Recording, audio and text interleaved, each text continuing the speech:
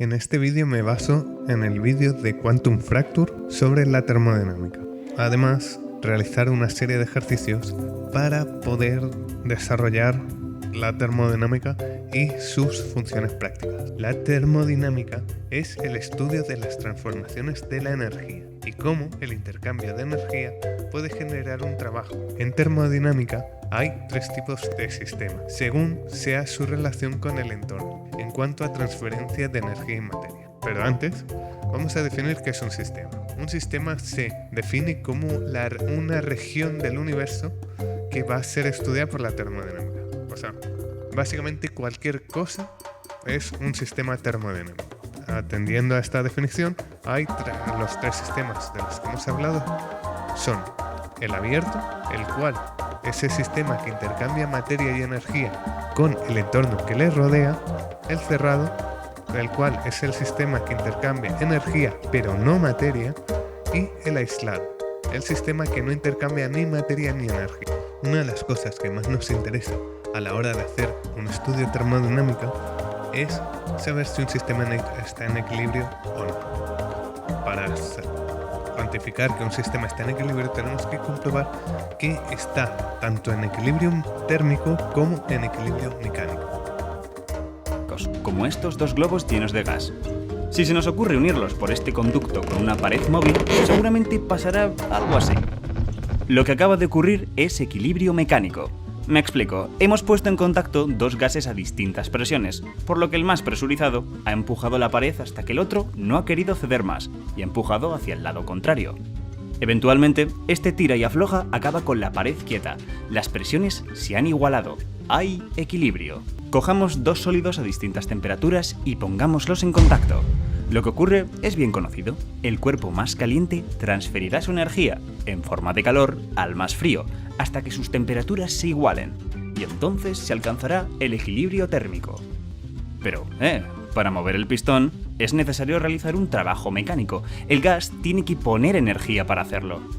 ¿Y de dónde ha sacado esta energía? Bueno, en estas situaciones lo que hacen los físicos es inventarse una energía potencial de donde extraerla, la energía interna del gas. Los sistemas termodinámicos sufren una serie de procesos o ciclos termodinámicos para pasar de un estado de equilibrio a otro. Estos tipos de procesos pueden ser de dos tipos, reversible y irreversible. Y después, dentro de los reversibles, se considera que se catalogan en cuatro tipos. Los isóbaros, que son de presión constante, los isócoros, de volumen constante, isotermos, que mantienen la temperatura constante, y adiabáticos, los cuales no hay transferencia de calor. Vale, todo esto está muy bien, pero una vez visto la termodinámica, vayamos a ver en qué se basa. La ley cero nos dice que si un cuerpo A y un cuerpo B están en equilibrio, y el cuerpo B está a su vez en equilibrio con un cuerpo C, A y C están también en equilibrio entre ellos. Y dirás, oh vaya crespo, qué sorpresa. Pues lo cierto es que esto no se puede derivar de ninguna parte, por lo que hay que postularlo y considerarlo como verdadero. Alguien tenía que poner la puntilla. En fin, vamos con la primera ley. Lo que dice, básicamente, es que la energía se conserva, no puedes sacarla de la nada. Por ejemplo, si quieres que un gas se expanda para empujar un pistón, esta energía debe o bien tomarse de la energía interna del gas, lo que reducirá su temperatura, o bien debe introducirse al gas en forma de calor. Nada es gratis en el universo. Según esta ley se establecen una serie de relaciones entre el trabajo, la energía interna y el calor que os dejo en esta tabla. Pero la primera ley no puede indicar si un proceso va a ocurrir o no. La segunda ley. Esta surge en origen de estudiar las máquinas térmicas y hay varias formas de expresarla, pero la más popular es que cualquier proceso termodinámico aumenta o deja igual la entropía del universo, aunque en la mayoría de los casos la aumenta. Puede ser que en tu pequeño sistema hayas conseguido disminuir la entropía, pero siempre resulta que al hacer eso has aumentado la del resto del universo. Si te estás preguntando ¿qué demonios es la entropía y por qué tiene que aumentar siempre?, no te molestes. La entropía es una manifestación de algo que le ocurre a esos elementos que forman nuestro sistema, pero estamos hablando de termodinámica, del conjunto en sí mismo. Aquí no nos importa su interpretación microscópica. La entropía es una magnitud a gran escala, y la teoría no nos dirá mucho más sobre ella. Este segundo principio es el que nos indica si un proceso puede ocurrir o no, debido a que todo proceso espontáneo aumenta la entropía. Pasemos a la aplicabilidad de la termodinámica. Principalmente en nuestra vida cotidiana, la termodinámica se usa en dos situaciones, en las máquinas térmicas y en los refrigeradores térmicos. Pero antes de abordar todo esto, tenemos que estudiar el convenio de signos. Una máquina térmica es un dispositivo que convierte el calor en trabajo, como se ve en esta imagen, que se calienta agua, o sea, se aplica calor al agua para que aumente su volumen y mueve el pistón, realice el trabajo. No hay ninguna máquina térmica que tenga una eficiencia del 100% debido a que hay una cantidad de calor que se desprende después de su utilización para la realización del trabajo. El mayor rendimiento que puede tener una máquina térmica es el mismo que una máquina de Carnot. Por otro lado está el refrigerador de Carnot, el cual cede calor desde un foco a uno que está más caliente mediante la aplicación de un trabajo. En este caso el rendimiento viene dado por el refrigerador de Carnot. Bueno, pasemos a los ejercicios. Ahora el primer ejercicio consiste en calcular a qué temperatura se igualarán los dos compuestos que tenemos si los ponemos en contacto. Tanto 200 gramos de estaño inicialmente a 100 grados como 100 gramos de agua inicialmente a 25 grados. Nos dan los calores específicos y en este ejercicio lo que tenemos que calcular es en qué punto la transferencia de calor se equilibra entre un compuesto y otro. Para ello lo primero que tenemos que hacer es calcular el número de moles que tenemos en esos 200 gramos y en esos 100 gramos. Aquí os dejo las unidades de masa atómica y aplicamos la ecuación de calor. Bueno, ya solo queda sustituir y operar. Teniendo en cuenta la temperatura debe estar en valor absoluto, la diferencia de temperatura, por lo cual estaño, que debería ser temperatura final menos temperatura inicial, o sea, TF menos 100, para ponerlo en valor absoluto le cambiamos el orden. Facilita mucho las operaciones y sale algo coherente, porque si no hacemos eso, el resultado nos sale que la temperatura final van a ser 16 grados, o sea, incluso más frío de lo que estaba el agua, y eso no es posible. Debido a los calores específicos saldrá mucho, y al número de moles saldrá mucho más cerca del agua, pero es imposible que dé o una temperatura mayor que la que estaba la sustancia más caliente o una temperatura menor que la sustancia más fría.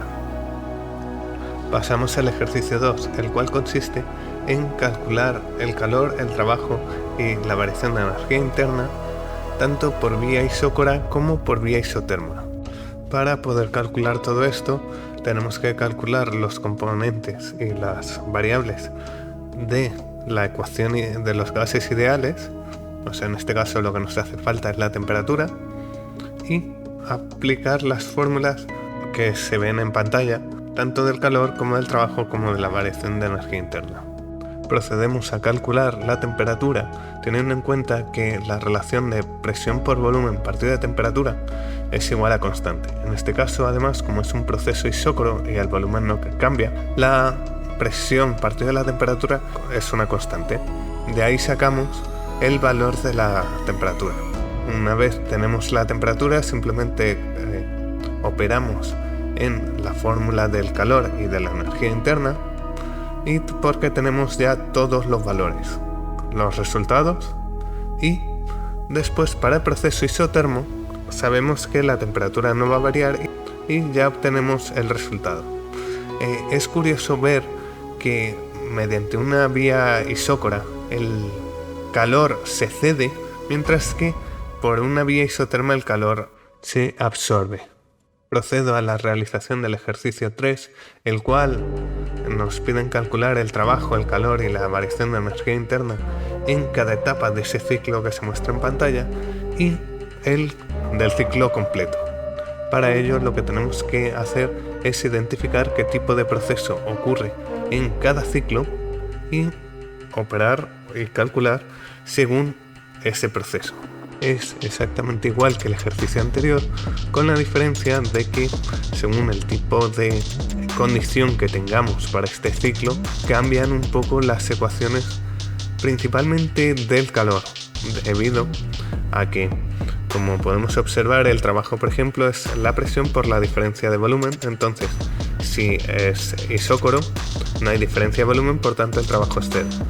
En el caso de la energía interna, es el número de moles por la constante específica volumétrica por la diferencia de temperatura. Por tanto, si es isoterma, que quiere decir que no hay diferencia de temperatura, la energía interna es cero y el calor, aparte de tener el número de moles por la constante específica en presión por la diferencia de temperatura, también hay que considerar que el primer principio de la termodinámica, el calor es igual al trabajo más la variación de energía interna. Por tanto, si una de estas es cero, siempre se puede calcular el calor a través de la otra. Una vez calculados todos los calores, trabajos y variaciones de energía interna para calcular el del ciclo completo, lo único que tenemos que hacer es sumarlos proceso a proceso.